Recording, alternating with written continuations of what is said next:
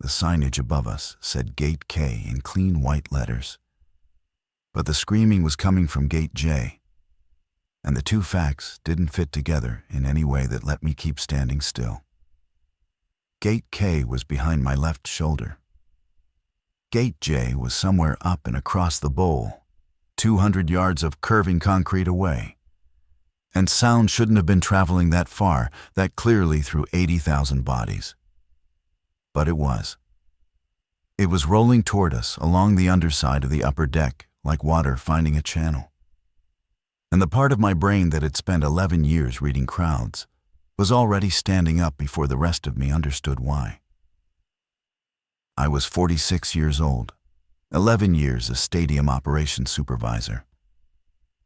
And I had never in my life heard a crowd make that sound. Not a goal roar, not the long collective groan after a missed penalty, the one that deflates a whole section at once. Not even the ugly noise a crowd makes when a fight breaks out in the cheap seats and everyone cranes to watch. This was different. This was the noise a body makes before the brain has decided what it's afraid of. 80,000 of them at once, rolling up through the concrete and into the soles of my feet like the building itself had taken a breath and was about to cough something up. My son, Eli, was 9 years old, and he was tugging at my sleeve, grinning up at me because he thought it was part of the show. "Dad, is that the surprise? Is that the halftime thing?" He'd been begging me for a month to bring him to a match, ever since he'd learned what I did for a living. Ever since he'd figured out that his dad had a badge that opened doors other dads couldn't open. I'd finally pulled the strings, traded 3 shifts, called in a favor I'd been saving for 2 years, and gotten us 2 seats in section 114, and a laminated credential hanging around my neck that meant I could go places the ticket holders couldn't. The loudspeakers overhead had been calm a second ago. A pleasant recorded voice, female, the same one that plays in every large venue in America, reminding everyone not to throw objects onto the field of play. Then the same channel had clicked over to live. You can hear the difference. The recorded tracks have a smoothness that a live mic never has. And a man's voice had come on, faster than the script, saying, "Please remain in your seats." And then nothing. Just an open mic. Just breathing. And under the breathing, that tide of screaming still climbing the ramps toward us, getting closer, getting louder. The way a wave looks bigger the closer it gets to where you're standing. Eli looked up at me, still smiling, still waiting for me to confirm it was fun. That this was the part of the day I'd promised him. I want to take one breath here, before this gets bad, just to say thank you. Thank you to everyone who keeps coming back to these stories. And if this is your first time with me, welcome, pull up a chair. You're one of us now. If this kind of grounded survival story is your thing, stay with the channel, leave a comment, let me know you're out there. It honestly keeps this whole thing going. Now let me get back to what happened, because the next 10 seconds are when I stopped being a man at a soccer game and started being something else. I keyed my radio. 11 years had trained my thumb before my mind caught up. The motion of pressing the transmit button on the unit clipped to my left shoulder was as automatic as breathing, something my hand did while the rest of me was still processing. "Ops, this is Marsh. Section 114. I've got crowd movement and audible distress coming out of the Gate J Concourse. What's your status, over?" Static. A long crackle of it. Then a half word, chopped off. Then a man's voice I didn't recognize. Not Tanner, who ran ops on match days, not anybody on the regular net. And he was saying, "Everybody off the floor, get them off the, And then it cut. And the dead air hiss of an open channel filled my ear. And that was wrong. That was deeply, fundamentally wrong. Because that channel is never silent during a match. There are always 3 people talking over each other on the ops net, somebody calling a medical, somebody reporting a drunk, somebody asking for a supervisor at gate whatever. The silence on that channel was the first thing that truly scared me, more than the screaming, because the screaming could have been 100 ordinary things, but the silence couldn't have been anything ordinary at all. I pulled Eli around in front of me and put both hands on his shoulders, the way you do at the edge of a swimming pool with a kid who can't quite swim yet. And I looked down our section toward the vomitory. That's the tunnel, that's what we call it. The throat that dumps the seating bowl out into the concourse. Ugly word, vomitory. But it's the right one, because that's exactly what it does. It spills people in and out.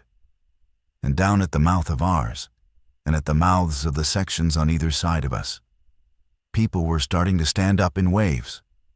Not all at once. In patches. The way a field of tall grass looks when wind moves across it. A ripple here, a ripple there, spreading, standing, turning, looking back over their shoulders toward the dark openings of the tunnels behind and above them. The video boards were still playing a sponsor advertisement. A pickup truck driving in slow motion through a red rock canyon. The sun flaring off the hood. 40 feet of LED screen. The picture sharp enough to count the pebbles on the canyon floor. 80,000 people about to come apart at the seams, and the building was calmly telling them about 0% financing for 60 months. Dad. Eli's voice had changed. The smile was gone now, wiped clean off his face. Kids read tone before they read words.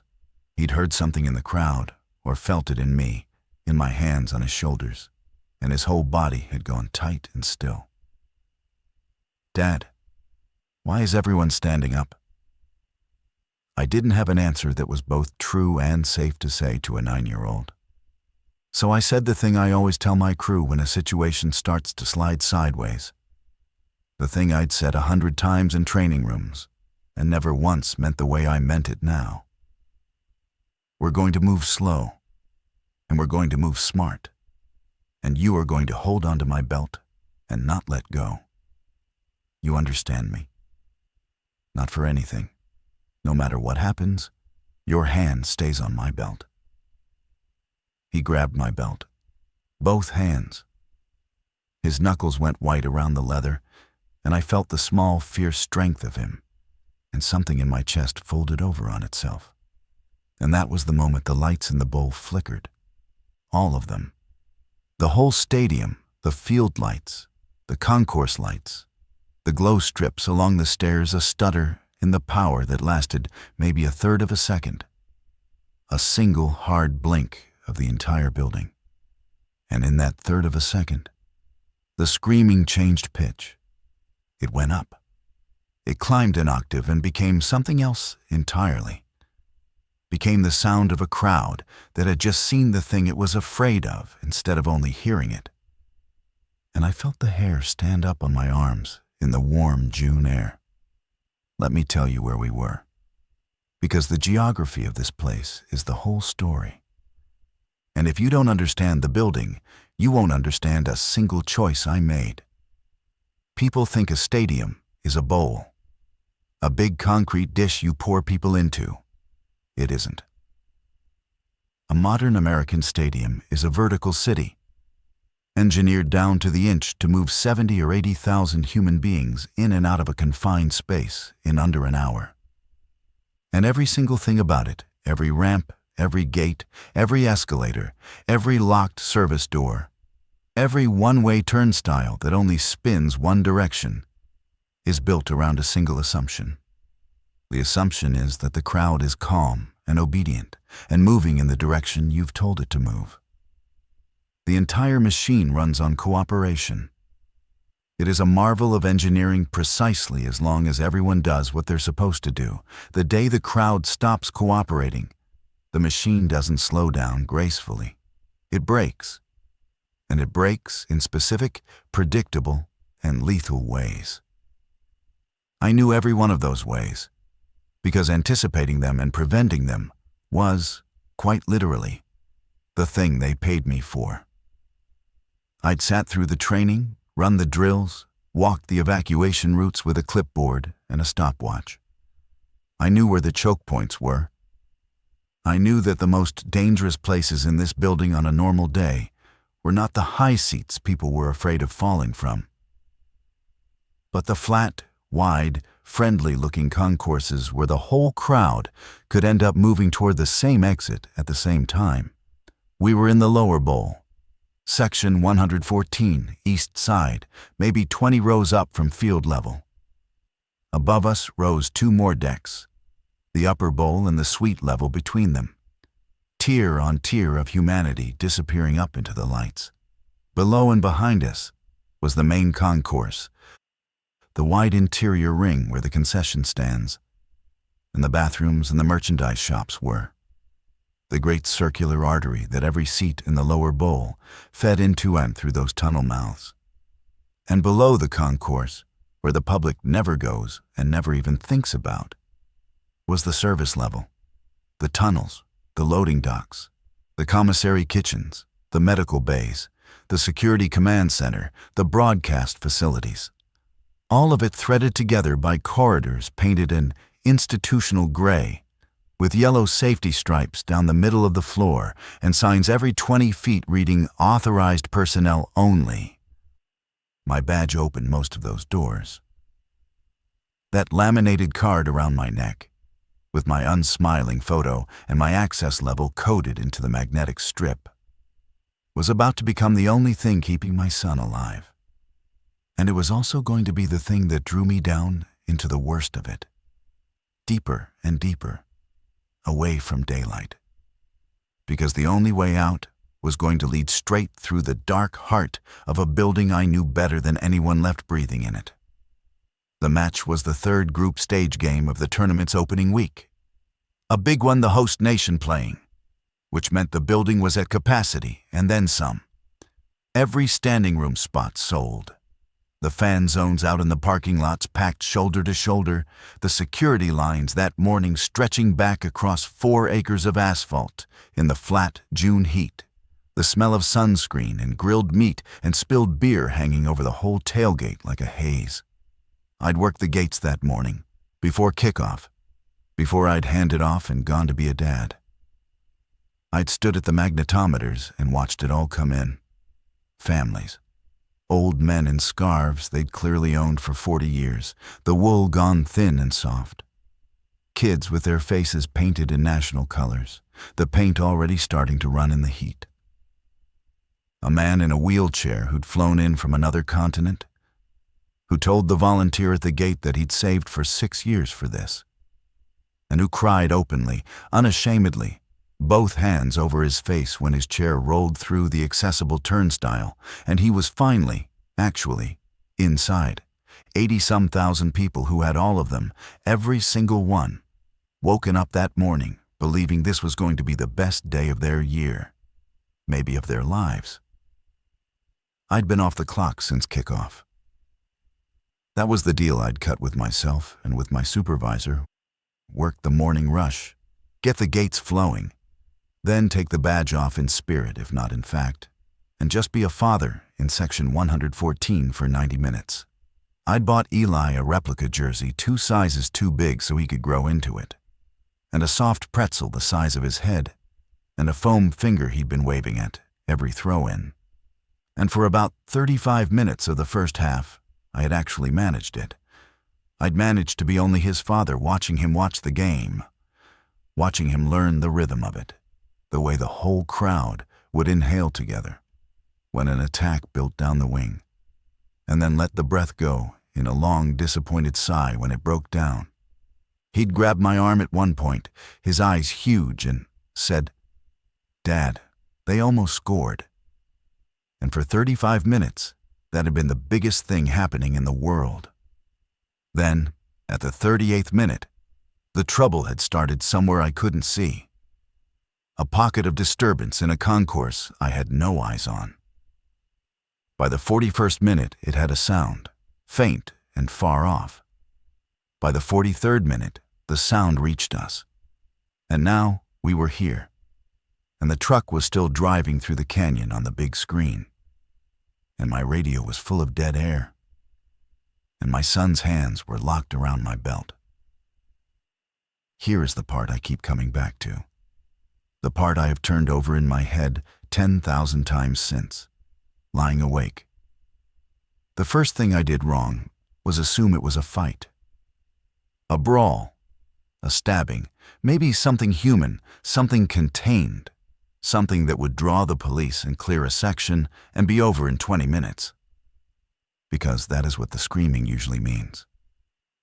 In 11 years, I had seen crowd surges.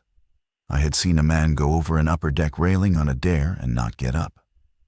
I had seen an entire section empty in blind panic because one drunk idiot yelled the wrong word at the wrong moment. The brain reaches for the explanation it already has a folder for.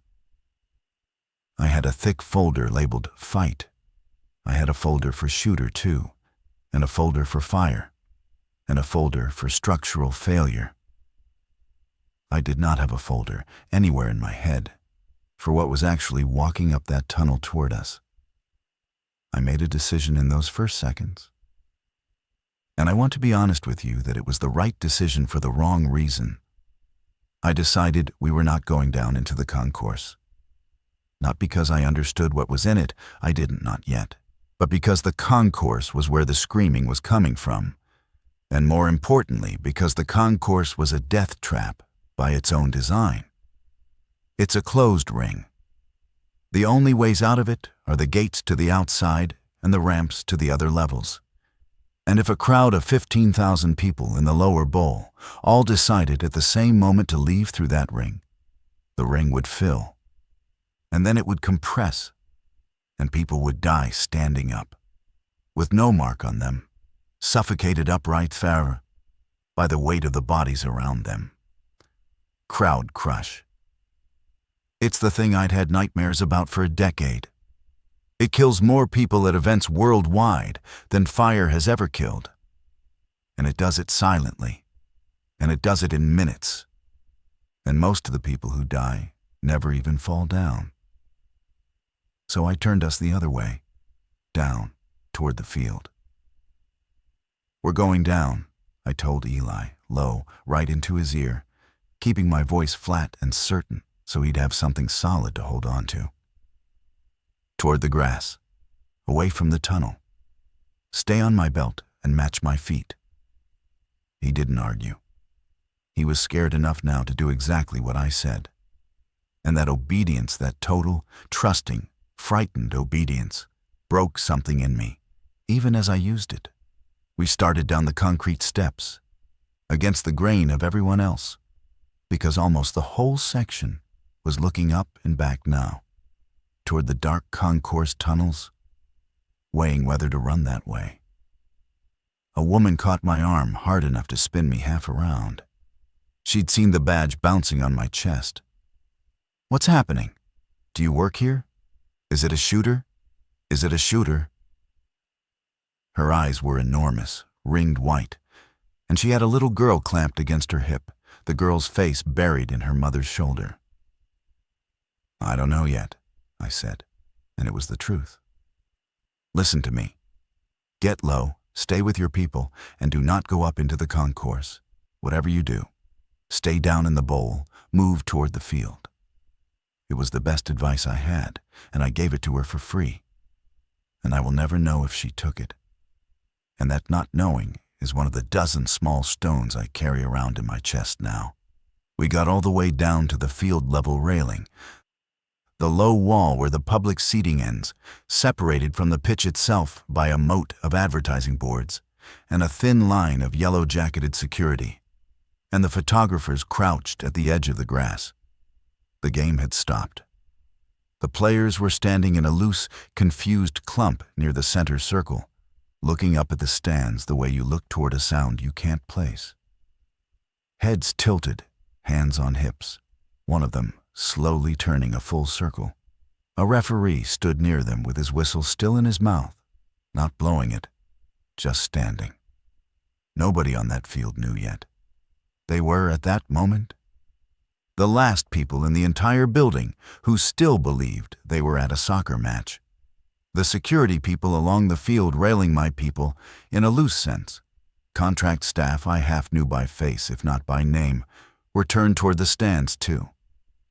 Talking into their radios, getting the same dead air I was getting, shaking the units and pressing them harder against their ears the way people do when a device fails them. One of them saw my badge and then saw my face and broke away from the railing and came toward me fast. A big kid, broad across the shoulders, named Devin. I'd run him through orientation 2 seasons back. Good instincts, calm under pressure, the kind you make a crowd lead in a couple of years if he stays. Marsh, oh thank God. What's the call? His voice was tight but controlled. Nobody's answering ops. The whole net's down. I've got nothing. None of us have anything. What did you see? I asked him. I kept Eli tucked against my side, one hand on his back. From down here, on the field, what did you actually see with your eyes? Devin swallowed. His throat worked.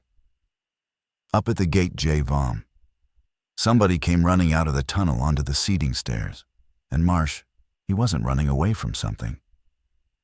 He was running at people. He hit a woman, grabbed her, both arms, and I couldn't see it right. It was too far, 200 yards easy. But the people around them just exploded outward, all directions at once, like somebody dropped something into a pond. And then more of them came out of the tunnel behind him, and they did the same thing, and it just... He stopped. His jaw was tight. It didn't look like a fight, Marsh. I've broken up 100 fights. It looked like an animal got loose in there. Like a bunch of animals, all at once. I looked up at Gate J. From the field you could see it clearly, that dark tunnel mouth on the far curve of the lower bowl, maybe 200 yards across the green oval of the pitch. And the stands around it had emptied in a strange, wrong way. A clean ring of bare, empty seats, an expanding circle of nothing, with a churning dark knot of people at its center, and figures moving through that knot in a way the eye flatly rejected. People move out of the way of each other. It's the most basic grammar of being in a crowd. You flow around obstacles, you yield, you avoid contact. These figures didn't. They moved into people. They closed distance instead of keeping it. The geometry of it was what told me, before my mind would accept anything else, that Devin was right. Human crowds have a grammar, a set of unwritten rules everybody in them obeys without thinking. And what I was watching was a violation of that grammar, so total it made my stomach drop. I would learn the rest later, in pieces, from people who'd been closer to where it started.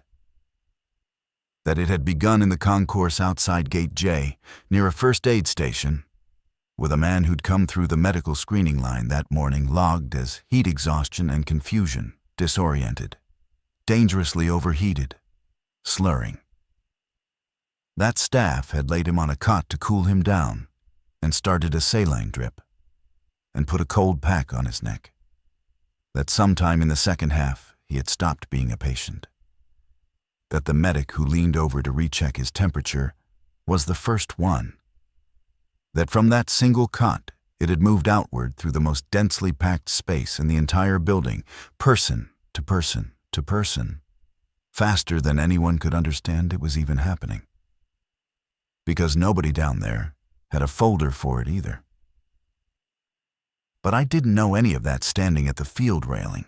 What I knew was that the dark mouth of Gate J was producing more wrong figures than it was swallowing, that the crowd around it was tearing itself apart trying to escape, and that the panic was now visibly racing around the ring of the bowl in both directions, at once.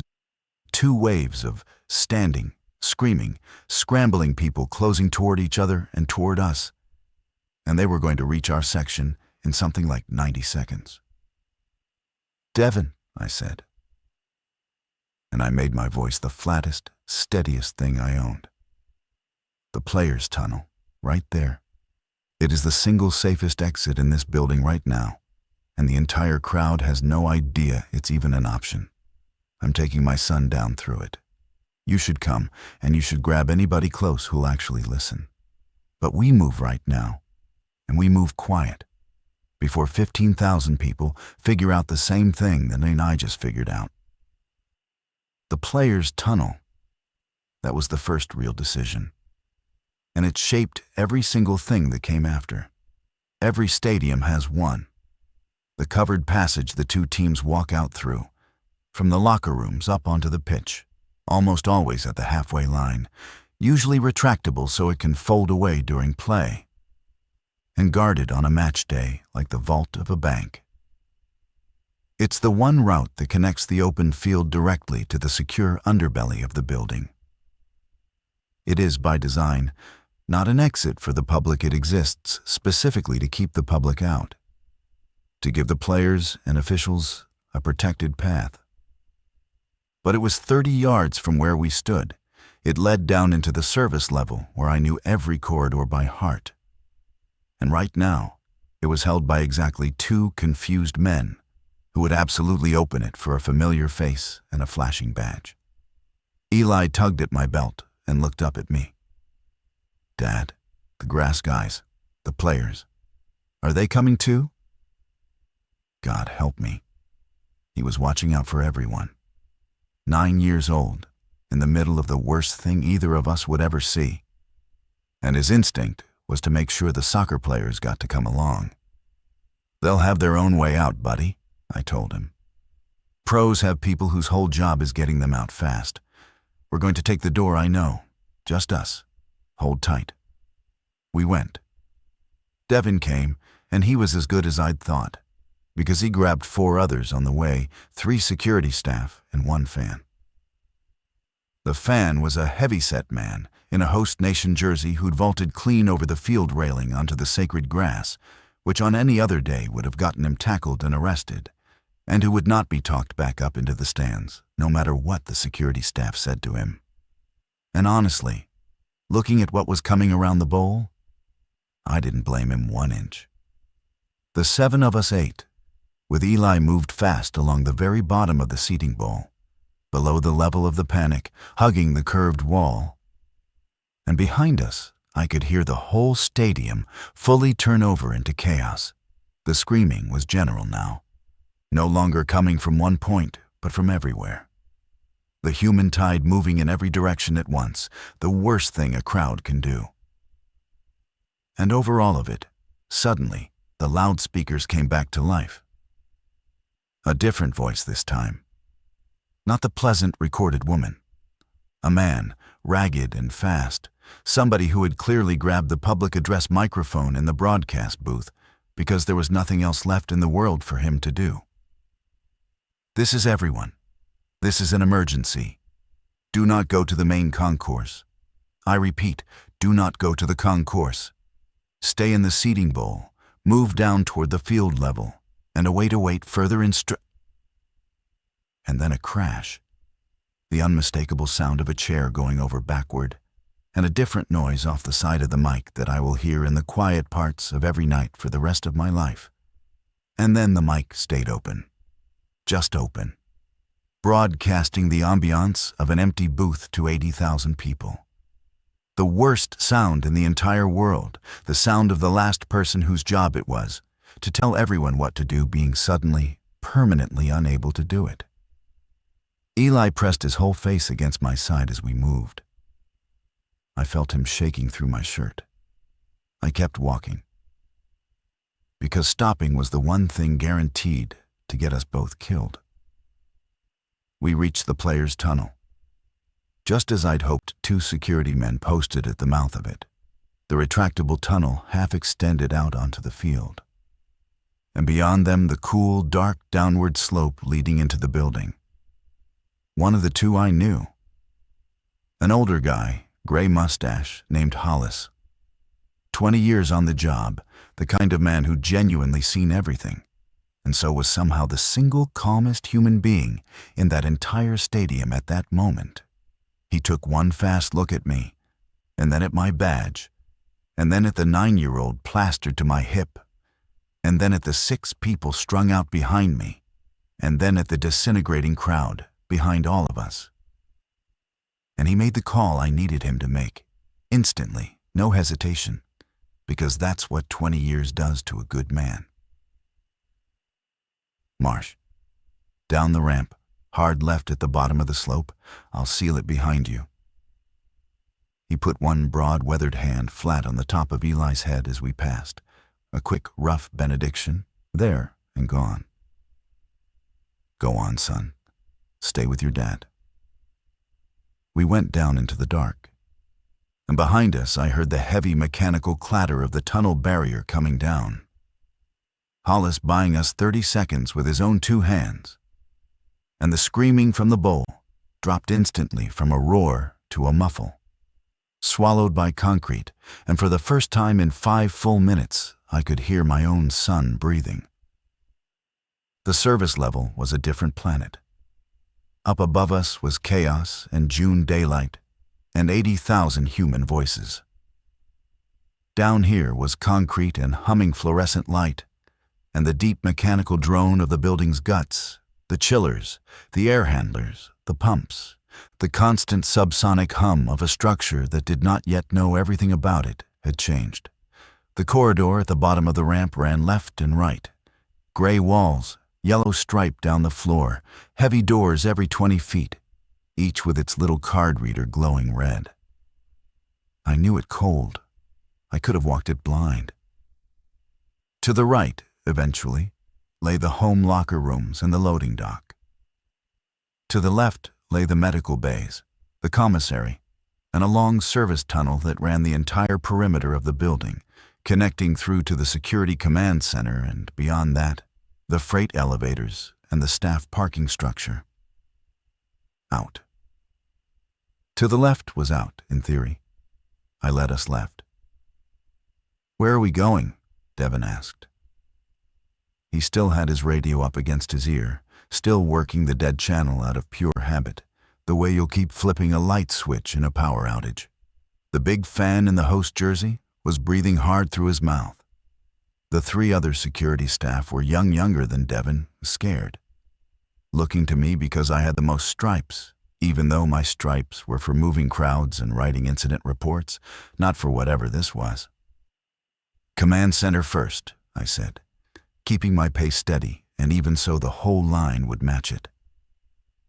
"If anything in this building still works, it's that room. We get eyes on the cameras, we find a clean route to the parking structure, and we get out into the lots. The lots have space. Space is what we want more than anything. Nobody dies in an open parking lot the way they die in a closed concourse. I believed that, walking down that corridor. I believed it completely. I would find out how wrong it was. But belief is what keeps your feet moving when your mind wants to lie down. So I held on to it. We moved fast down the service tunnel, maybe 400 yards to the command center. A long, straight gray shot with the big air handler ducts roaring overhead and the cold fluorescent tubes buzzing in their cages. Halfway down, we passed the medical bay, and the door was standing open. And I made the mistake of looking in. I won't describe all of it. There are things I saw in this building that I have decided certain people never need to hear. And what was in most of that room is one of them. There was a row of cots, and most of them were empty, the sheets thrown back and trailing on the floor. There was a wide, dark smear dragged across the pale linoleum, leading out through a far door. There was a single overturned IV stand still slowly turning on its little casters, squeaking faintly with each revolution, the saline bag swinging beneath it. And there was one person in there, alive. A young woman in scrubs, sitting on the floor with her back hard against a steel supply cabinet, knees drawn up to her chest, completely motionless, staring at the middle distance at nothing at all. "Hey," I said, soft from the doorway. "Hey, we're getting out of here. Come with us." Her eyes moved to me. just her eyes. She was maybe 25. Her ID tag, clipped crooked to her collar, said Reyes. "I told them," she said. Her voice was flat and very far away, the voice of someone reciting something to herself for the 100th time. "I told the doctor that man wasn't right. The one with the heat exhaustion. His eyes were wrong, and his core temperature was 107. And at 107, he should have been seizing. He should have been unconscious. And he wasn't. He was just lying there watching us, tracking us across the room with his eyes. And I told them, and they said keep him cool and keep monitoring. And then he..." She stopped. She looked down at her own 2 hands, turning them over slowly, as if checking them for something. "He bit Dr. Okafor's face, and then Dr. Okafor got up off the floor, and he wasn't Dr. Okafor anymore. It took maybe a minute. And then there were 2 of them, and then there were 6, and I got in here, and I locked the..." She gestured weakly at the door that was standing wide open. "I thought I locked it. 107 degrees. Conscious, tracking with the eyes. A single minute, from bite to turn. I filed every word of it away, even as my skin went cold and tight, because information was survival. And this exhausted, shocked young woman had more of it than anyone else alive in this building. Reyes." I crouched down so I was at her eye level, keeping Eli behind me and out of her line, keeping my voice in the register I save for the very worst situations. The flat, slow calm, one that I've learned can reach people through almost anything. "Listen to me. You did everything right. You read it correctly before anyone else in that room. You are not staying here on this floor. On your feet now. You're going to walk with us. Can you stand up for me?" Something in the steadiness of it reached her that flat certainty, the same thing I'd given Eli on the steps. She blinked, and the focus came back into her eyes by degrees. And she got up, unsteady, one hand braced on the cabinet behind her. And now we were 8, and we kept moving toward the command center. And I had the first hard, real piece of the puzzle locked in my head. It spreads by bite, it turns a person in about a minute, and the people it takes are strong and fast and feel no pain at all. Everything I had ever known about managing a crowd assumed the crowd wanted, more than anything, to survive. Half this crowd now didn't want anything except to make more of itself. If you'd been in that corridor 8 people, one of them your own kid, a straight shot ahead to a door that might still be a way out, and behind you, something that turns a living person in 60 seconds, what would you have done? Which way would you have gone? I have lain awake more nights than I can count asking whether I should have gone right instead, toward the loading dock, toward open air, and a chance at daylight. I went toward the cameras. I went toward information. Tell me down in the comments if that was the right call, because a year later, I still genuinely don't know. The command center was a heavy steel core door with a keypad and a card reader, and my badge still worked. The reader chirped and went green, and the magnetic lock thunked back. And I swear to you, I have never in my life been so grateful for a single working piece of infrastructure. We pushed inside, and I shouldered the door shut behind us and heard the lock thump home again. And for a long moment the 8 of us just stood there in the cool, dim blue glow of a wall of monitors, breathing hard, alive, separated from everything in the building by 4 inches of steel. The command center was the brain of the stadium. One long, low room, a curved console facing a video wall of maybe 40 screens, each one a live camera feed from somewhere in the building. On a normal match day, this room held a dozen people, the police liaison, the fire marshal, the security director, The operators who swung the PTZ cameras around hunting for trouble in the stands. The staff who watched the gates and the concession lines and the parking flow. Right now, it held exactly one. A man in a rumpled white shirt sat alone at the console with a headset clamped over his ears, his hands moving fast over a keyboard. And he didn't turn around when the 8 of us came in. He just said, in the dead-level voice of a man who had gone past the end of his rope and out the other side, into a strange, flat calm.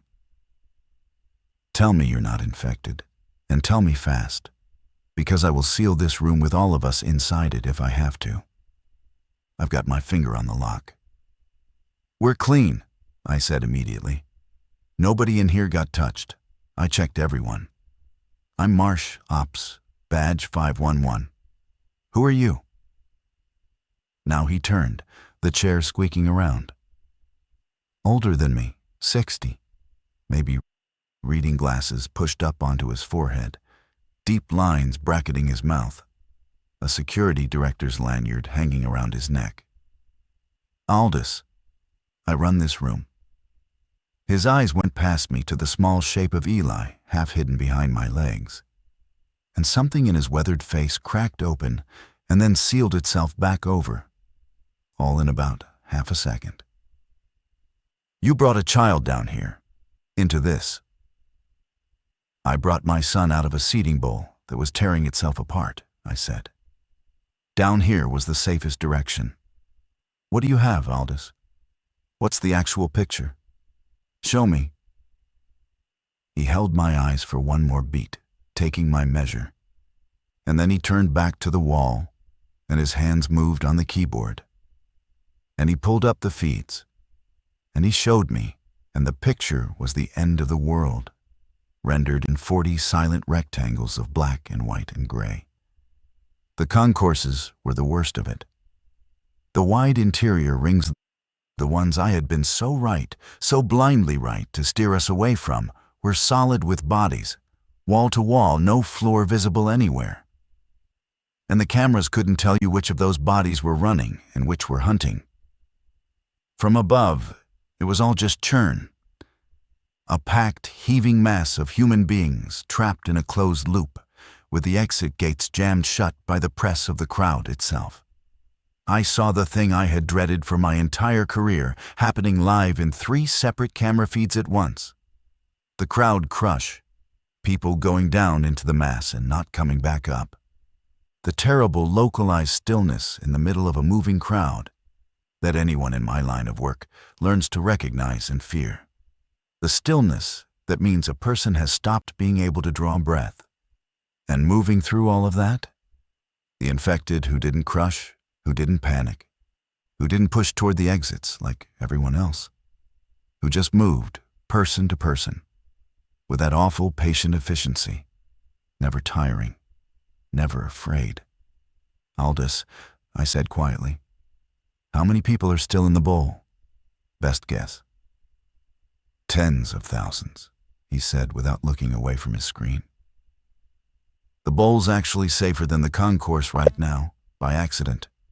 Most of the ones who stayed in their seats and went down toward the field, like that PA fellow said before he stopped and didn't finish. They're alive, for now.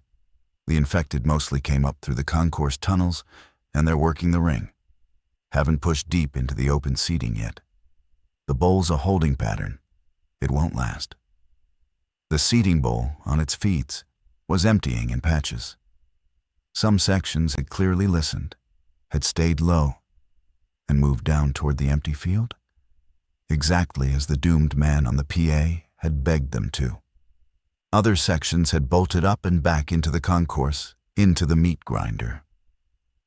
On the field itself, the players were gone now. Somebody had gotten them out through a tunnel somewhere. Good, I was glad. I held on to that one small good thing. And the immaculate green rectangle of the pitch sat empty and pristine and brilliantly lit under the lights, while all around it the stands boiled. And then Aldous pulled up the exterior cameras, the gates and the lots. And that was the moment my entire plan died in my chest. "They locked the perimeter," Aldous said, flat, watching my face in the reflection on his dark screen. "Better than 20 minutes ago, before I lost contact with the Emergency Operations Center. Emergency management made the call from outside. It's the standard protocol for a mass casualty contagion event. You contain. You do not, under any circumstances, let it walk out into the city. They sealed every gate from the outside. Magnetic locks, the freight doors, the parking structure roll-downs, every pedestrian exit, all of it, all at once." He tapped a knuckle against one of the exterior feeds, the lots beyond the building. "And the National Guard setting a cordon out in the far parking lots right now. Look." I looked. Humvees, lined up nose to tail. Men in full chemical protection gear, the heavy hooded suits, moving in a slow, deliberate line a quarter-mile out from the building. Light towers being cranked up against the gathering dusk. "Nobody is getting out of this building through a gate," Aldous said. "Not us, not the crowd, not anybody. They've already decided. What's inside stays inside." I stood there, and I felt the floor tilt under me, even though it hadn't moved. Left was not out. There was no out. The single load-bearing assumption that my entire plan had rested on, that this building was a thing a person could leave, was simply gone, kicked out from under me. They had turned the stadium from a place you could escape into a sealed box with a lid welded down, and they had done it for the most rational, defensible, correct reason in the entire world. To save the millions of people in the city beyond the walls, with 80,000 lives on one side of the equation and several million on the other, I would have made the exact same call without a second's hesitation. From the outside, with that math in front of me, I'd have given the order myself. It just meant that my son was on the wrong side of it. "There has to be a..." Devon started. "There's the protocol," Aldous said, cutting him off, but carefully, watching me the whole time, because he had clearly already worked out what I was about to work out, and he was deciding how fast to walk me there. "Contagion lockdown isn't total. It can't be somebody thought about exactly this after the pandemic. There's a decontamination egress, one single controlled exit built right into the emergency plan. The whole idea is that if there are clean, uninfected survivors trapped inside, you don't just leave them to die in the box with everything else. You process them out through a controlled corridor, one human being at a time, behind sealed glass, with a guard medical checkpoint screening each one before they're let through to the clean side. It is the only door in this entire building that opens from the inside during a full contagion lockdown. And it is, by design, the single hardest door in the building to reach." "Where?" I said. One word. That was all I had room for. He pulled up a wireframe schematic of the building, the whole oval of it laid out flat, and he put one finger down on a point in the far northwest corner diagonally opposite from where the 8 of us stood, on the absolute far side of the structure, past the dead center of everything that was killing people right now. "Decon egress is off the northwest loading dock, sublevel.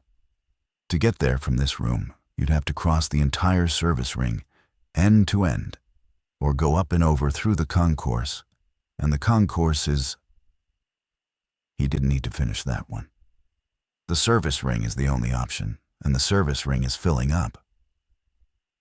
He tapped 3 of the tunnel feeds in quick succession, and 2 of them now had figures moving through them in the gray dark. "They're coming down off the field level and out of the medical bays. Down here, on our level. They're finding the ramps." Eli tugged my belt, looking up at me.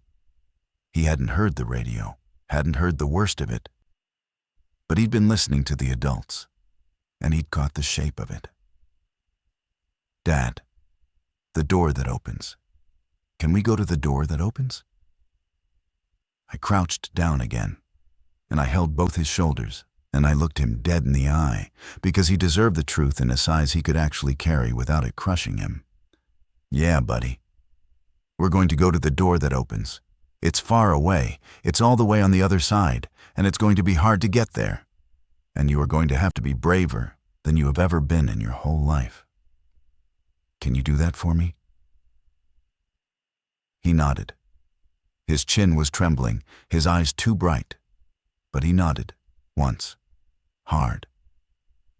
Then here's the deal, I said, standing back up, talking now to all of them. We do not cross the open service ring. It's already filling and it'll be full before we're halfway. We go down. There's a maintenance level below this one. The utility tunnels, where the pipe runs and the electrical mains live. It runs the same perimeter as the service ring, but tighter, harder to get into, and nothing up here even knows it's there. We drop down through the mechanical access off the commissary.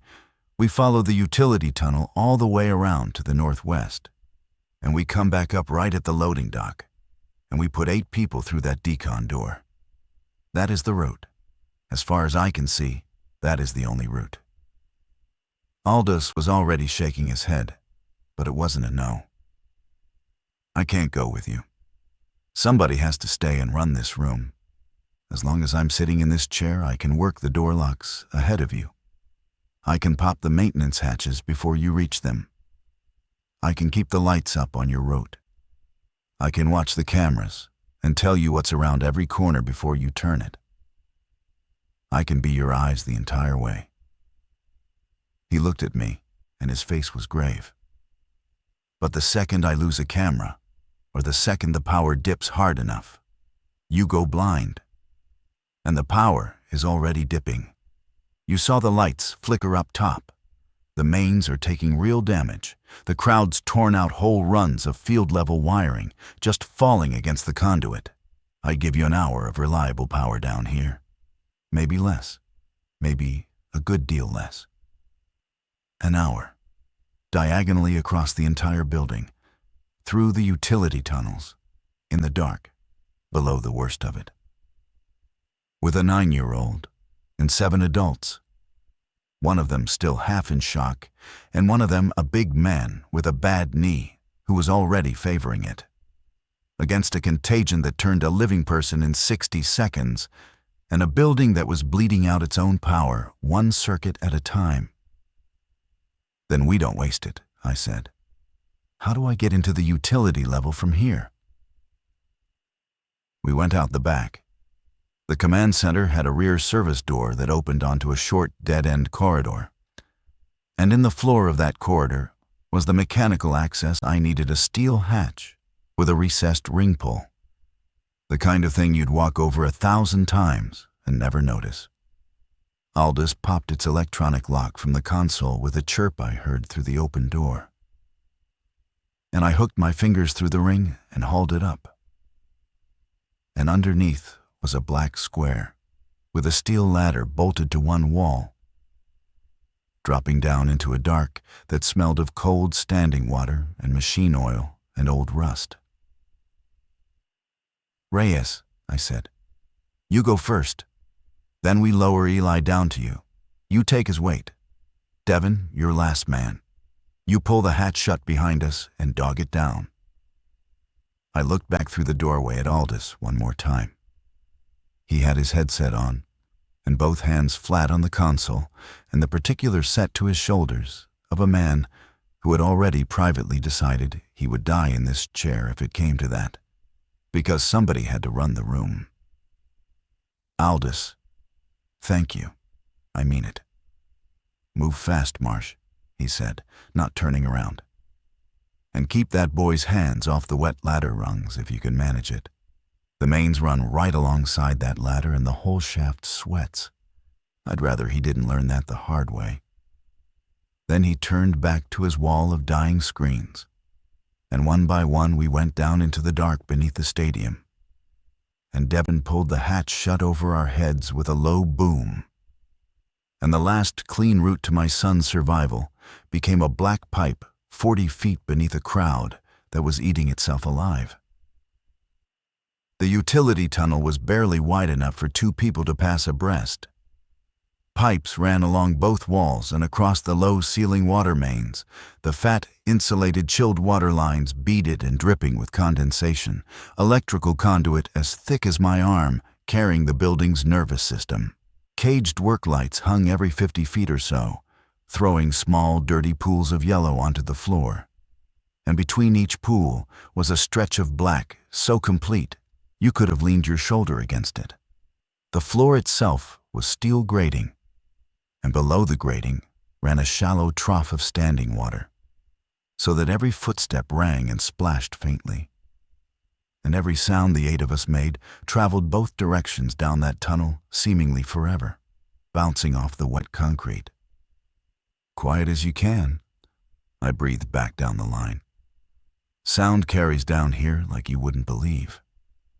We don't know what's listening." We didn't know if they could hear us at all, the infected. We didn't know much of anything. But Reyes had watched them up close, closer than anyone. And as we moved through the dark, she told me what she'd seen, low, right at my shoulder, because telling me was the only useful thing she had left to give. And she knew it. They tracked movement and sound, she thought. Their eyes were bad clouded, she said. The first man's eyes had gone milky white inside of 2 minutes. They didn't seem to coordinate, didn't plan, didn't communicate. But they swarmed toward noise, all of them turning toward the same sound at once, like iron filings toward a magnet. And once they were physically on you, they did not stop, ever. And they were fast, not the slow shamble people imagine. Fast like a panicked animal, low and quick and committed. The only mercy, she said, the one thing that might save us, was that they bled. The things hunting us were bleeding out steadily from the same wounds they'd taken when they turned and from the ones they took fighting. And some of them, she thought, were already slowing. The infection burned terribly hot. It didn't look built to last. That was a thread of hope, and I wrapped both hands around it. They were dying too.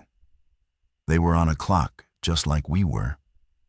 All we had to do was outlast them, survive inside a sealed box, in the dark, for however many hours it took the fire inside them to burn down to nothing.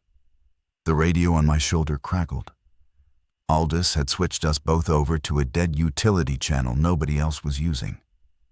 And down here, with no concrete sitting between us, and the long run of conduit overhead acting like an antenna, his signal came through clean. "Marsh, I've got you on the sub-level thermal cam by the commissary drop. You're clear for about 200 feet ahead of you. Then the tunnel splits at the chiller plant. You want the right-hand fork. The left fork dead ends at the cooling towers. Don't take it. After the fork, it's a long straight run northwest, right under the seating bowl." "Copy that," I said, keeping my voice down. "Right at the chiller plant." We moved. Eli's hand never once left my belt. I could feel the steady pull of it, anchoring both of us. He'd stopped crying somewhere back in the command center, which was somehow worse than the crying. He'd gone into the same flat, narrow focus I'd seen take over Reyes on the floor of the medical bay. A child running on the very last reserve of fuel before the tank hits empty. The big fan in the host jersey, his name was Tomas. I'd learned it back in the command center. And he had a daughter Eli's age waiting for him on another continent. Which was exactly why he kept looking at my son the way he did, was limping noticeably worse now. The bad knee. But he kept up, gritting it out. And somewhere along the line, he'd quietly taken up a position walking just behind Eli. A big, slow, patient shield of a man, without anyone asking him to. We reached the chiller plant. the tunnel opened up into a wide, low vault of a room, and in it stood 3 enormous machines the size of city buses, the chillers, the heart of the building's cooling, roaring at full output, throwing off a deep, wet cold and a deeper, all-consuming noise. And the noise was a problem. The noise was a wall we couldn't hear past.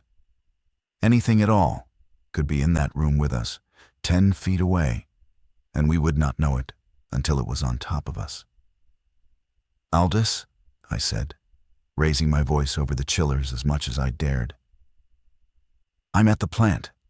The noise floor in here is huge. I'm completely deaf to anything but these machines. Talk me through. Is it clear?" Static answered me first. Then his voice, but chopped now, breaking apart, the signals stuttering. "Old Marsh, hold, I'm losing the thermal cam inside the plant. The heat coming off those chillers is washing the whole frame out white. I can't see inside that room. You're on your own for about 80 feet. Go straight through. Find the right-hand fork on the far side. Do not stop walking. Do not..." And then the work lights inside the chiller plant went out. Not all of them. Not the whole tunnel. Just that one room, the caged bulbs strung through the plant, dying together in the same instant, dropping the vault into near total black. The only light left was the spill from the tunnel behind us, and the dim green glow of an emergency exit sign mounted over the far doorway.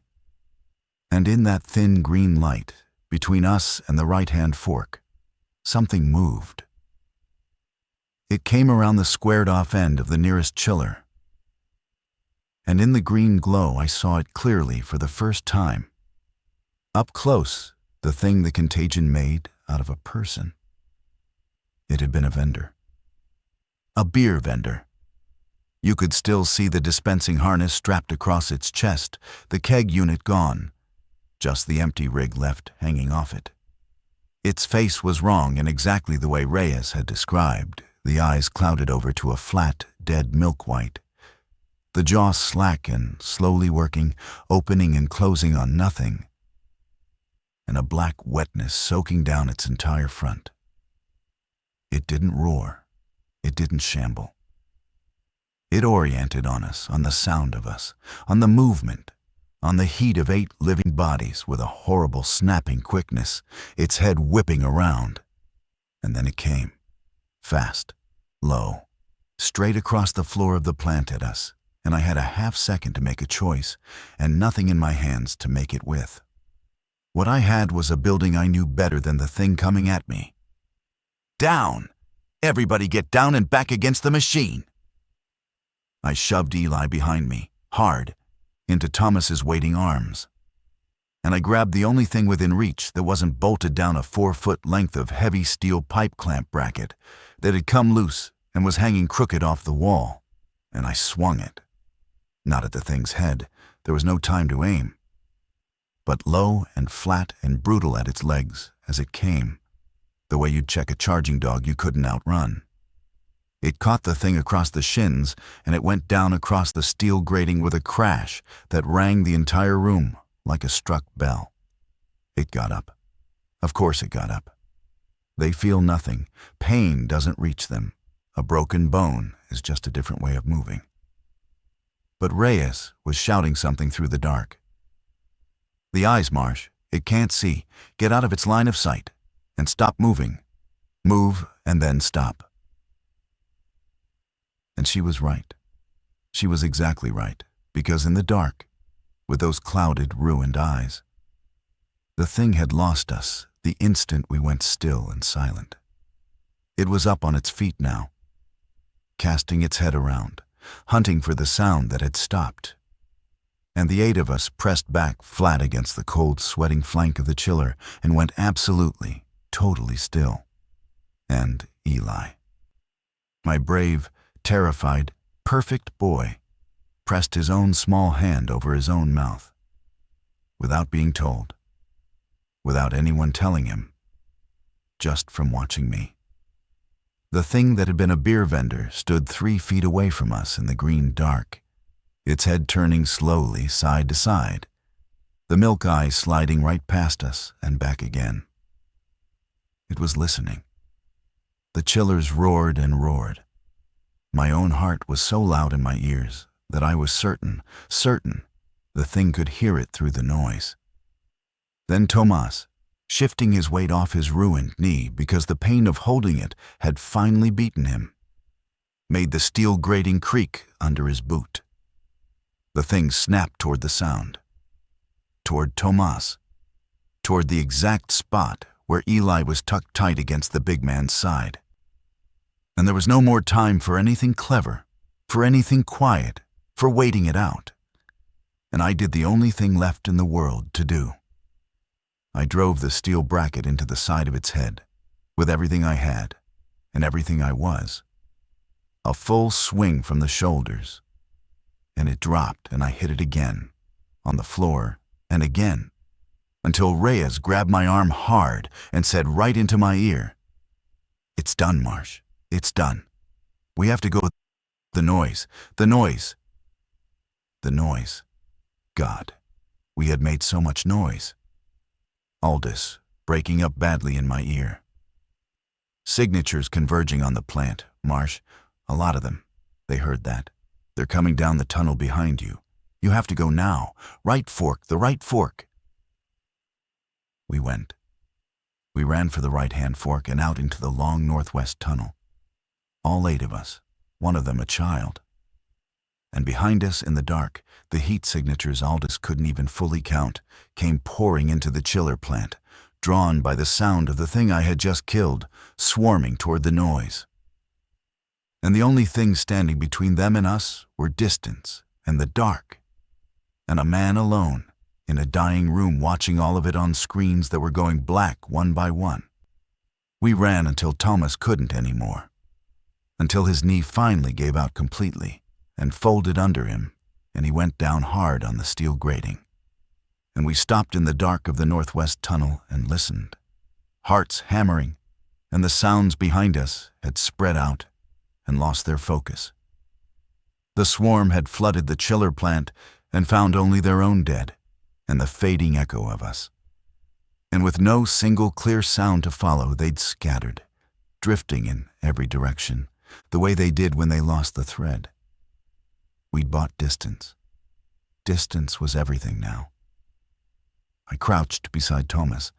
The knee was bad, already swelling visibly, the man's face gone white and slick with sweat in the dim light. "I can't run," he said through his teeth. "I'm slowing all of you.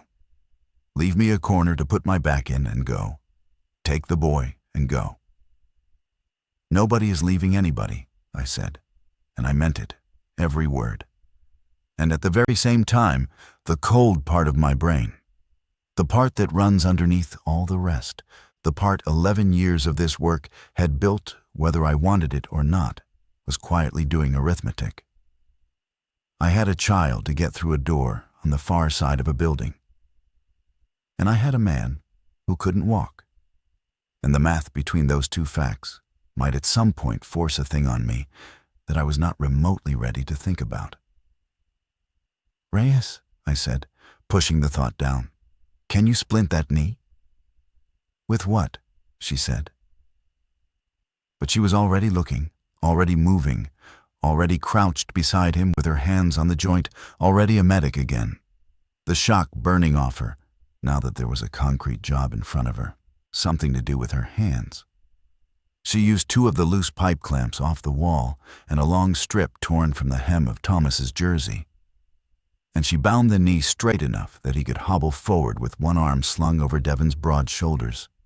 Slow, so unbearably slow.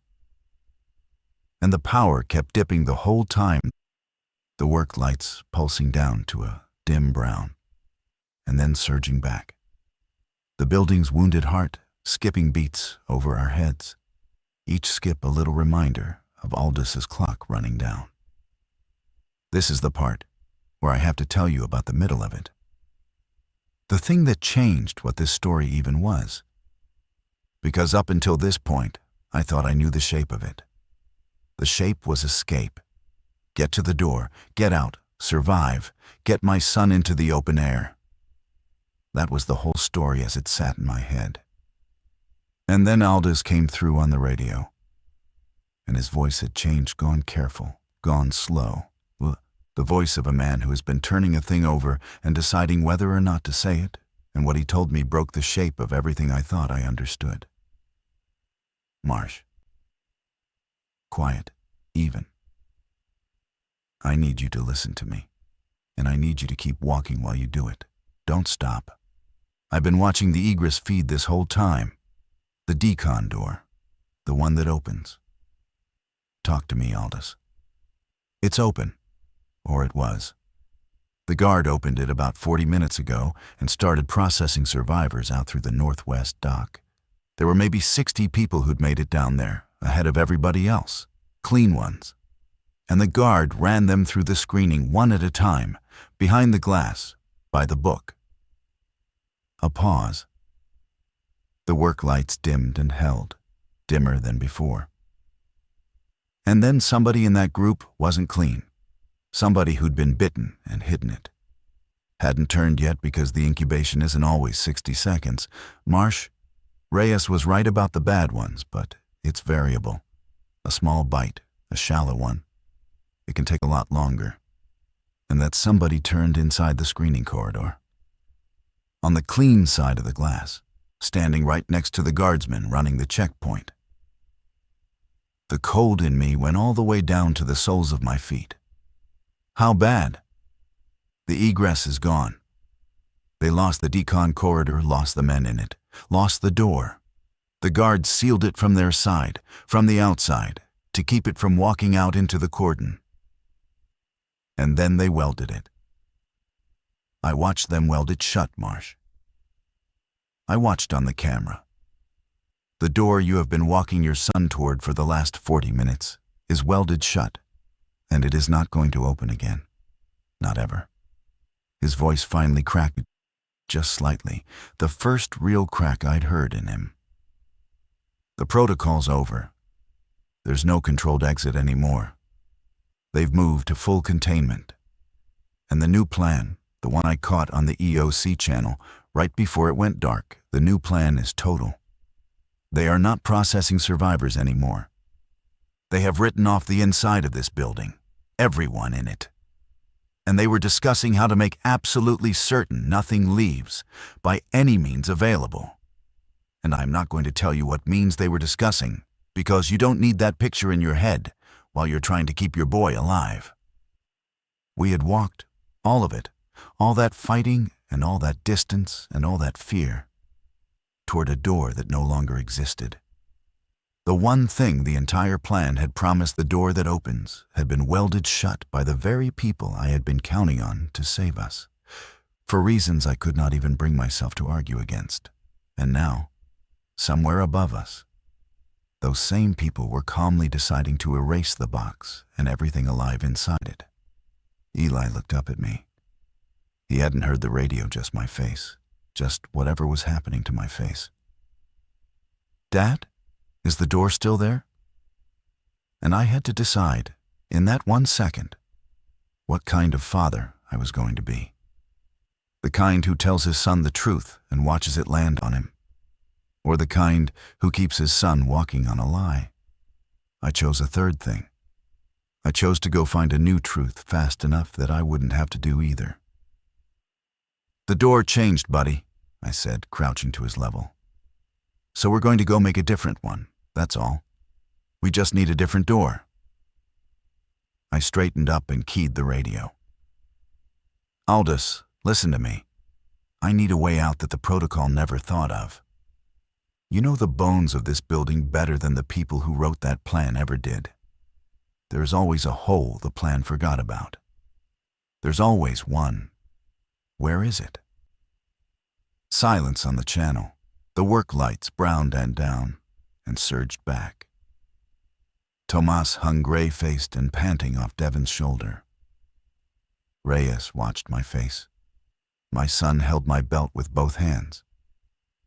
"There's one thing," Aldous said at last, slowly, "and I hate it. There's the broadcast compound. He explained it to me as we walked, because we kept walking northwest. The tunnel still ran that way, and away from the swarm was still better than toward it, even with no destination, the broadcast compound. For a World Cup, the television operation is its own small, self-contained city. A fenced lot of trucks and cable and satellite uplinks parked just outside the stadium proper, connected to the building by a single dedicated cable tunnel, a fat conduit run carrying the miles of fiber and copper from every camera position inside the bowl out to the production trucks. And that cable tunnel, Aldous said, was big. Big enough to walk through hunched over. It had been run brand new for the tournament just months ago. It wasn't on the old emergency schematics. The containment protocol didn't know it existed. And it punched under the perimeter wall and surfaced inside the broadcast compound, which sat outside the building's sealed footprint, but still inside the guard's wider outer cordon. Not freedom, but out of the box. And inside that compound, Aldous said, were the trucks. And inside the trucks were the only working long-range communications left anywhere in this entire dead zone. The satellite uplinks, the dishes that talk straight up to a bird in geostationary orbit and back down to a control room in another state entirely, bypassing every jammed cell tower and every dead radio net in the whole crippled city. "Why does that matter?" Devon said, his voice tight under Tomas's weight. "We don't need to call anybody. We need to get out of here." "Because," Aldous said. And now, finally, I understood the true shape of the story I had been inside the whole time, without ever once seeing it. The guard is about to do something terrible to 80,000 people. And they're going to do it because the people giving the orders believe the entire building is infected and lost. And it isn't. It is not lost. There are survivors all through this structure right now, clean ones, hiding. In the luxury suites, in the locker rooms, in the press box. Families who did exactly what they were told to do, who stayed low and stayed quiet and held their kids and waited. And they are alive right now, waiting for somebody to come for them. If you reach a working uplink in that compound, you don't just call for yourselves. You go on the air. You put a living face and a living voice up on a satellite feed, straight into the master control room of every network on Earth that's still slave to that World Cup signal, live to the entire planet. And you tell them there are living people in here. You make it impossible for them to do the quiet, terrible thing. Because they cannot do it with the whole world watching. With a man holding his own son up to a camera and saying, "We are alive in here. Come and get us." I stopped walking. Just for a second, in the dark of that tunnel. Because I understood, all at once, that the door that opens had never been the decon egress. The door that opens was the satellite. The way out of the box was never going to be a physical exit at all. It was going to be a transmission. We were not going to escape this building. We were going to broadcast our way out of being erased from it. "That's insane," Reyes whispered. "That's the only door left," I said. "Aldous, route us to the cable tunnel, all the way." The entrance to the cable tunnel was down in the northwest sublevel, which meant it was close to where the dead decon egress was, which meant it was close to where the guard had just lost 60 people in a checkpoint, which meant it was close to the single densest concentration of the turned anywhere in the lower building.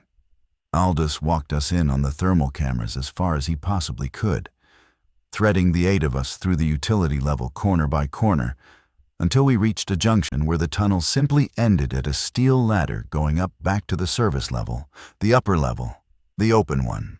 The last 40 yards to the cable tunnel entrance would have to be crossed up there in the open service ring, on foot. And it was right there, at that ladder, that the power finally, truly began to die for good. The work lights didn't dim this time. They went out. The whole utility level, all at once, dropped into a hard total black with no warning at all. And Aldous' voice came through the radio in a rush. "Mains just dropped. The building's running on generator backup now, and the generator's only carrying life safety loads, exit signs, a few sensors. I'm running this room off a battery, and that battery gives me maybe 20 minutes of cameras. Marsh, 20 at the outside, and the thermal's still up, but it's all I've got left, and it's fading too. You have to move while I can still see you. Go, up the ladder. The cable tunnel access is 50 feet to your left, at the top. Painted blue door. You can't miss it. I'll pop the lock for you the second you're up. Go." We went up into the dark. I went first this time, with Eli right behind me, his hand fisted hard into the back of my collar instead of my belt. Then Reyes, then the others. Tomas hauled up last, dead weight between Devon and Cruz. We came up into the service level, and it was pitch black, except for the dim red glow of the battery-powered exit signs spaced far apart down the corridor, and the air up here was different, warmer, wetter, close, and it carried sound. And the sound it carried was the exact thing I had been dreading since the chiller plant. Movement. A great deal of movement. The shuffle and splash and wet, ragged breathing of bodies in the dark, near all around us. The turned who had flooded down into the service level, hunting the survivors they'd already lost the scent of. "Don't move," I breathed, barely a sound at all. "Nobody move. Don't make a sound. Aldous, talk to me. Where are they?" His voice in my ear. Almost nothing, because he was watching the thermal and he could see what I could not. "Marsh, you're in the middle of them. They are all through that corridor, all around you. But they've lost you. They're milling. They're drifting. They're chasing a sound that isn't there anymore. The blue door is 50 feet straight ahead and to the left, and to reach it, you have to walk through them. In the dark. And the second one of you touches one of them. 50 feet. Through a crowd of them. In total darkness. With my 9-year-old son's hand fisted in my collar. I crouched down and put my mouth right against Eli's ear, and I gave him the truth one more time, in the only size that would fit. "Buddy, we have to walk really slow and really quiet, straight through the dark, and there are bad things in here, all around us, but they can't see in the dark, and neither can we. So right now, we're all even. Nobody can see anybody. You hold my collar, and you match my feet exactly. And you don't make one single sound, no matter what touches you. No matter what touches you in the dark, you stay quiet. Can you do that for me? This is the bravest thing. This is the one." I felt him nod against my hand. I felt him swallow a sob whole and hold it down inside himself. And we walked into them. I have crossed some hard ground in my 46 years. I have never done anything like those 50 feet. And I pray I never have to again. I led with both hands out in front of me in the black, finding each body by its warmth and its wet breath a half-second before I'd have touched it, easing the line between them. A slow, blind dance in the dark with things that would tear my son to pieces the instant they heard us. Aldous in my ear the whole way. The barest thread of a whisper. His thermal eyes guiding my feet inch by inch. Left. Small step left. There's one dead ahead of you. Go around its right side. Slow, slower. Stop, stop. And we would freeze, all 8 of us, frozen mid-step with a turned thing breathing inches from our faces in the black, its blind, clouded eyes searching, and then, clear, it turned away. Go. 10 more feet. 8. Reyes touched one. I heard her breath catch hard in her throat. Heard the soft, dragging sound of her sleeve against rotten cloth. Heard the thing's head snap toward the noise, and Tomas, big, slow, ruined Tomas, did the single bravest thing I have ever seen one human being do for others. He let go of Devin's shoulder. He stepped away from us, off to the side, deliberately, into the open. And he dragged his splinted leg across the steel grating, hard, a long, deliberate scraping splash of sound, away from the blue door, away from Eli, and every blind head in that corridor snapped around toward it at once. And the whole black mass of them surged toward the sound he was making, toward him, away from us. And he kept making it. He kept scraping his way down the corridor in the opposite direction, drawing them after him, pulling the entire swarm away from my son with the last working minutes of his life. "Go!" Aldous screamed in my ear. No whisper left in him. No need for one anymore. "Blue door, dead ahead, 12 feet. I've got the lock. It's green. Go!" We ran. We ran the last 12 feet through a corridor that was emptying itself toward the noise Tomas was making, and I found the blue door by slamming bodily into it, and the lock was green.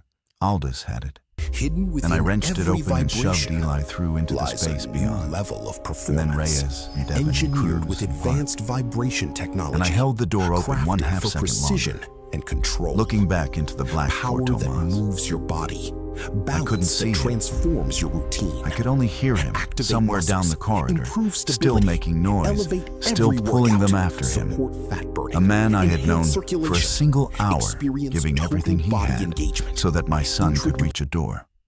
And then the sounds he was making changed, all at once. And I will not tell you how they changed. And I pulled the blue door shut, and the lock thumped home. And I stood with my back against the cold steel of it in the new dark, and I did not let my son see my face. The cable tunnel was exactly as Aldous had promised. A long, low concrete run, just tall enough to walk through, bent at the waist, packed along both walls with thick bundled cable on steel trays, fiber and copper, carrying the dead silent signals of a broadcast that no longer existed out toward the trucks. And there was light in here. Dim, but real. And steady, a string of emergency LEDs run along the cable trays on their own separate little circuit, independent of the building's dying mains. And the tunnel sloped gently up, away from us. And far down at the end of it, 100 yards off, was a faint gray paleness that was not the cold blue of LED light. It was daylight. Honest June daylight, leaking down from the broadcast compound above, from outside, from a world that still had a sky in it. "Aldous," I said, and my voice was not as steady as I'd have liked. "We're in the cable tunnel. We made it. I can see daylight at the far end. I can see you on the very last camera I've got left," he said. And his voice had changed again, gone warm now. The warmest I'd heard it from him this whole long descent. The voice of a man watching people he'd guided through hell, finally reached the edge of it. "Marsh, listen to me carefully, because I'm not going to have long. When you come up in that compound, the satellite trucks are the big ones, with the dishes folded up on top of them, on hydraulic masts. The one you want is the World Feed Truck.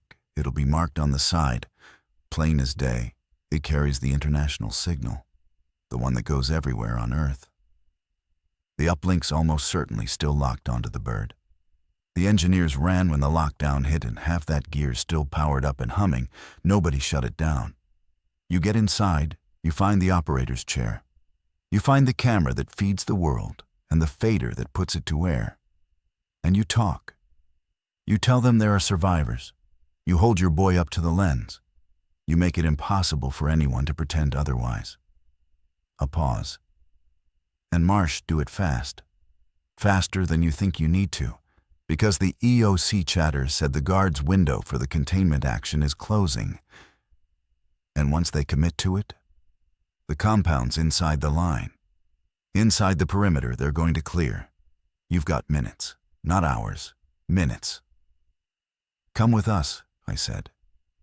"Aldous, Get out of that room and come to the compound. There's gotta be a route. We'll wait at the top of the tunnel.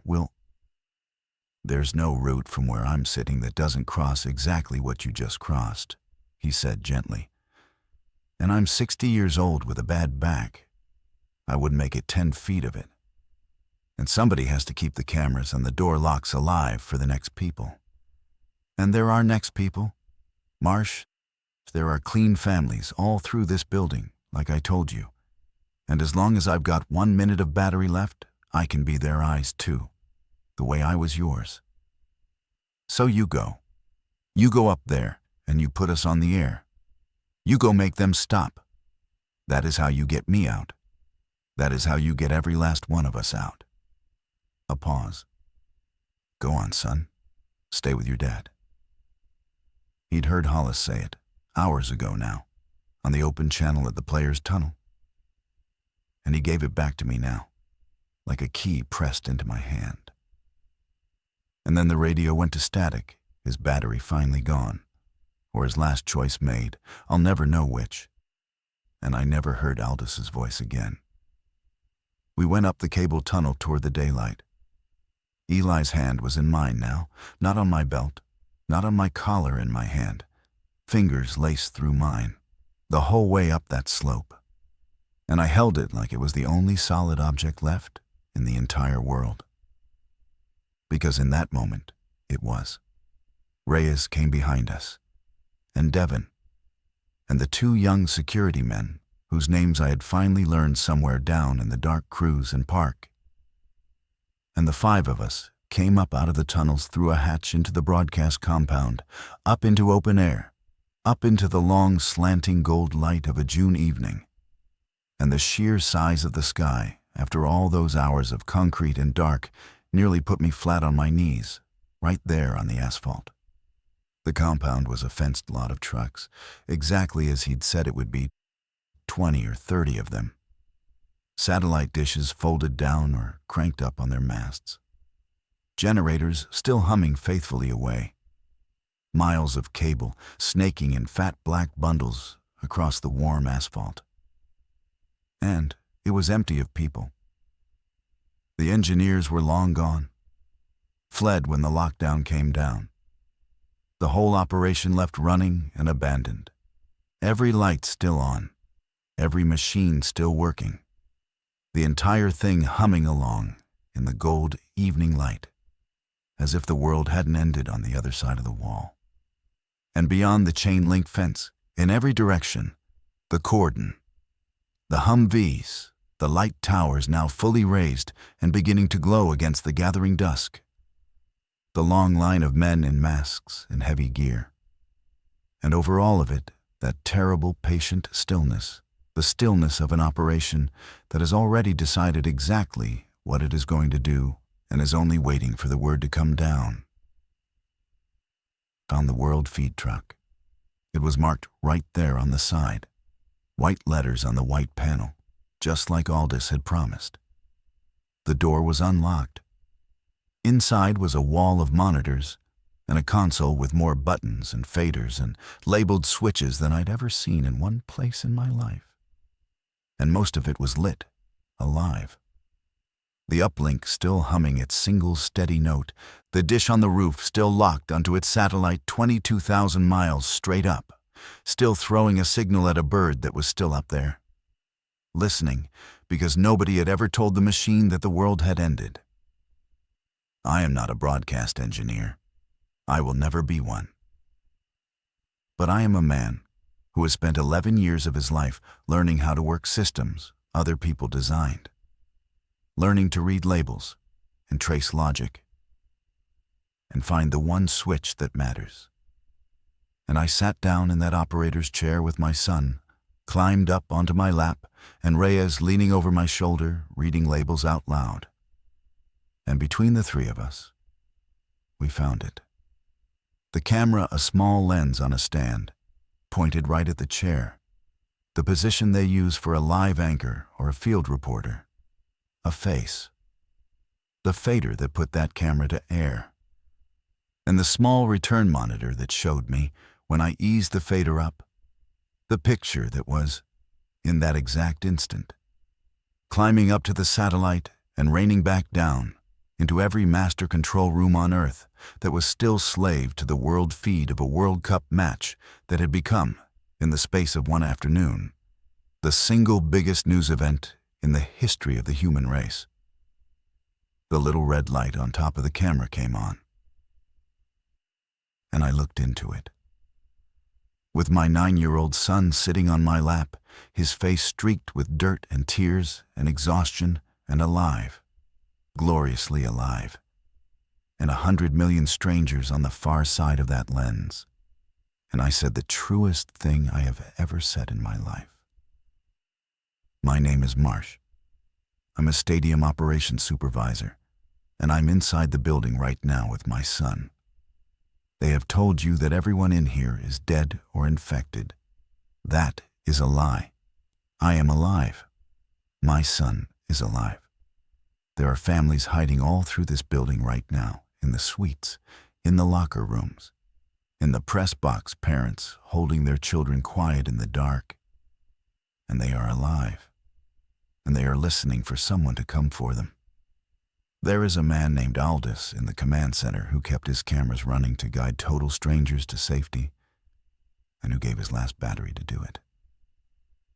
There is a man named Tomas who died in a dark corridor a few minutes ago making noise so that my son could reach a door. There is a man named Hollis who sealed a tunnel behind us with his own hands. They were not infection. They were people. We are people. I lifted Eli up to the lens, both hands under his arms, and he looked into it, my brave, exhausted boy, straight into the eye of the whole watching world. And I said, "Do not clear this building. We are still in here. Come and get us. The whole world can see us now. Come and get us." And I held that camera, and I did not stop talking. And beside me, Reyes leaned into the frame and gave her name and her account, the medic who had read it correctly first, who had told them the man wasn't right and been overruled. And Devon and Cruz and Park crowded in behind us. 5 living faces and a child, broadcast live to the entire planet. And I watched on the little return monitor as the world feed cut to us as some director in a control room 1,000 miles away made the only decision a human being could possibly make and put us full screen. A father and his son in a satellite truck refusing to be erased. And I knew it down in my bones, that nobody on Earth was going to be able to do the quiet, terrible thing now. It took the guard 40 minutes to come in. 40 minutes to cut through the welded decon door and pick their way through the dark service ring and clear the corridors room by room. 40 minutes during which I never once let that camera go to black, during which the entire planet watched a man hold his son and refuse to disappear, during which I learned all this much later. The orders changed at the very top. The containment action was called off. The plan was rewritten in real time, on the fly, because 8 million strangers had just been forced to see with their own eyes that the inside of the box was full of living people who wanted nothing in the world except to go on living. The guard came in heavy and careful, clearing room by room, and they found the families in the suites exactly where Aldous had said they'd be, parents holding their kids silent in the dark, hundreds of them alive. And they found Aldous too, slumped at his dead console with the headset still clamped over his ears. And he was alive, dehydrated, gray, barely conscious, drifting in and out, and the very first thing he asked the soldier who shook him awake was whether the boy had made it to the truck. The boy made it. Eli made it. He's asleep down the hall as I record this, a year later, and most nights he sleeps just fine, and some nights he doesn't. And on the bad nights, he comes and finds me and just holds onto my belt, the way he did in the dark, and doesn't say anything. And I let him. And I don't say anything either, because there's nothing either of us could say that the holding doesn't say better. They never finished the tournament in that city. They never will. The stadium is still standing out there, sealed, a quarter-mile of fence around it. And they argue about it on the news, whether to tear it down or leave it as it is. And I genuinely don't have an opinion, because the building was never the thing that almost killed us. The building was only ever a machine for moving a crowd. And it did precisely what it was built to do, right up until the crowd stopped being a crowd. What almost killed us was the math. The cold, correct, defensible math that put 80,000 on one side and millions on the other, and concluded that the 80,000 were already gone. I understand that math completely. From the outside, I would have done the same. The only reason my son is alive today is that I found a way to put a living face on the wrong side of that equation, and made the people doing the arithmetic look directly at it. That's the thing I can't stop turning over. They sealed us inside to keep the rest of the world safe. And they were right too. And it would have worked, and it would have been a slaughter. And the only difference between those two outcomes was a cable tunnel that nobody had thought to put on the map. And a satellite that didn't know it was supposed to be dead. The safest place in America that morning, the most secured, the most surveilled, the most carefully engineered gathering of human beings in the entire country. 80,000 souls behind metal detectors and concrete and 1,000 cameras became, in about 11 minutes, the most dangerous place any of us had ever stood. And not because the systems failed. That's the part that keeps me up. Because the systems worked exactly, perfectly, as they were designed to work, and the design had simply never once imagined a crowd that wanted to consume itself. Eli still has the foam finger. He keeps it on the shelf in his room, up high. He doesn't talk about that day, mostly. But a couple of months ago, he asked me one question, out of nowhere, at the dinner table, with his fork halfway to his mouth. Dad, the loudspeaker man, the one who got the microphone right at the start, when everybody started screaming. Did he make it? I didn't know. I still don't. There was a man in the broadcast booth who grabbed the public address mic when everything came apart and tried, with whatever seconds he had, to tell 80,000 people where to go. And then there was a crash and a sound off the side of the mic. And the long, open dead air. And I never learned his name. And he never knew that the one thing he managed to say before whatever happened to him happened, don't go to the concourse, stay in the bowl, move toward the field, was the exact thing that saved the life of everyone who listened to it, including 2 or 3 links down the chain, my own son. He was the first voice that told the truth that afternoon, into a microphone, to people who desperately needed to hear it. And it cost him everything he had. And he will never know that it worked. I think about that more than I think about the things that hunted us in the dark. Because in the end, that's all any of us did down there. Aldous with his cameras. Hollis with his tunnel barrier. Tomas with his terrible scraping noise in the black.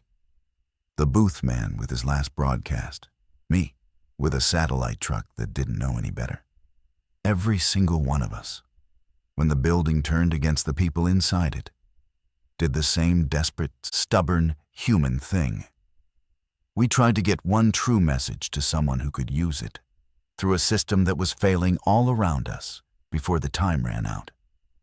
If you ever find yourself in the box on the wrong side of the math, that's the only door I know of. It isn't a way out. It's a way to be heard. Make them see you. Make it impossible to pretend you're already gone. And to every one of you who stayed with me all the way through this one, thank you. I don't know where you're listening from tonight, but I hope it's somewhere with a clear sky overhead and a door that opens. Tell me down below if you want where you are, and whether you think I should have gone right instead of left all those hours ago, down in the dark. I still don't know. Stay safe out there, and stay loud.